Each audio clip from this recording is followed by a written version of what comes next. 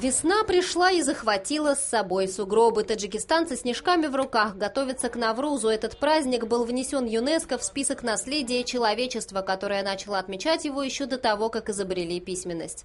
Дословно Навруз переводится как «новый день». Для народов, когда-то связанных великим шелковым путем, именно в этот день весеннего равноденствия наступает Новый год. В Таджикистане верят, как Навруз проведешь, таким будет и весь год. Ссор все стараются избежать. У нас выпало много снега. Я желаю здоровья и счастья всем в Навруз, говорит эта жительница Душанбе.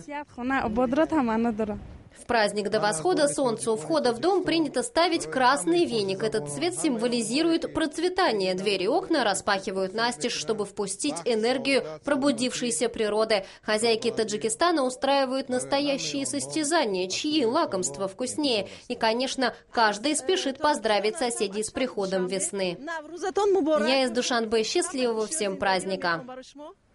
В 2010-м Генеральная ассамблея ООН признала 21 марта Международным днем Навруза. Его отмечают в Иране, Афганистане и многих странах Центральной Азии. В этом году столицей праздника станет Душанбе. Торжества продлятся 5 дней. В гости ждут делегации из 30 государств. Среди высоких гостей Махмуд Ахмадинежад и Хамид Карзай.